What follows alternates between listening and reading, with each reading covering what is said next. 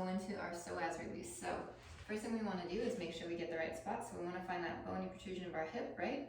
And we're just going to take the ball and make sure it's right on the inside. So we're working more towards your belly button side of that hip, okay? And we're just going to go into that, in that partially lying position, opposite knee for a little extra support in case it feels too intense.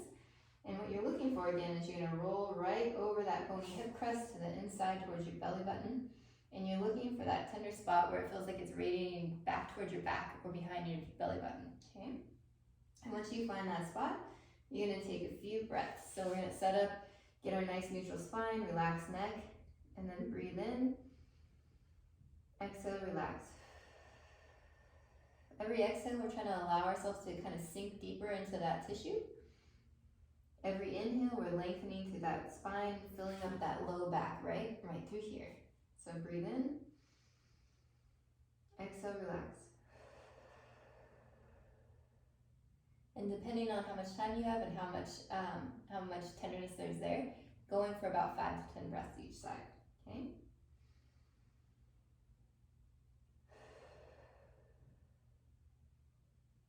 And that's that. So we're going to do the same thing on the opposite side. So now we're going to our left. Again, using that right leg to kind of prop ourselves up as we find that position. Go right over that bony hip crest towards the belly button. Radiating back towards our spine is what we're looking for, that kind of belly bowl feeling as far as where it's radiating. Okay. Breathe in. Exhale, relax. Allowing the lacrosse ball, or not lacrosse ball, but the yoga tune-up ball or tennis ball to kind of sink in deeper.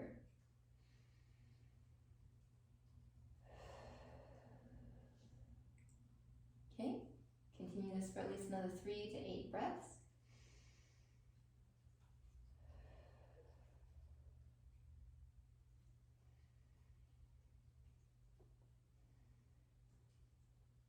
Okay, so that's our psoas pin, okay? Now the next one we're going to do is we're going to take that same ball and we're going to go more directly after the QL. So for our QL, we want to find the base of that rib, the last rib, right? And then that soft tissue that connects back to the hip, that's the area that we're going for.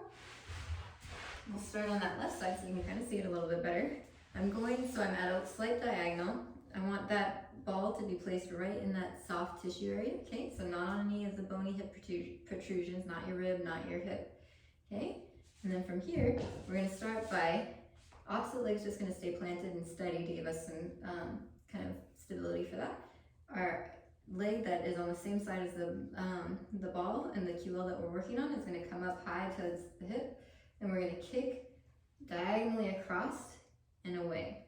So we're bringing it back nice and tight, close up, high knee, right? Press away, get long, and we're trying to really work into that QL. So we should feel a nice little tugging right along that back side as we kick through.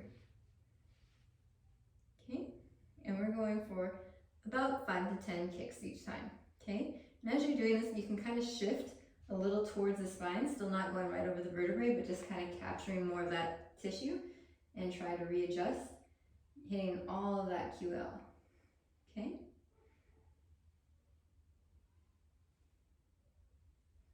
We want to make sure we're still breathing as we do this. Breathing in, exhale as we kick out.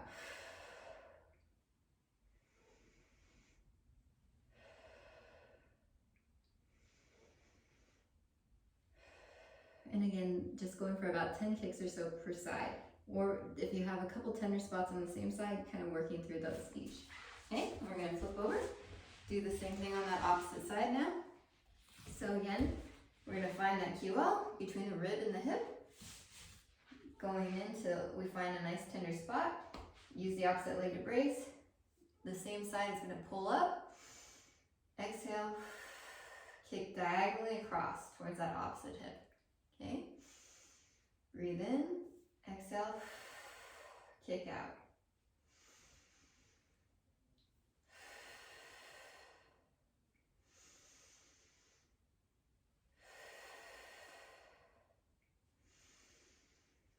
You may find that one side is a little bit tighter than the other. If that's the case, just spend a little bit more time working through that tissue.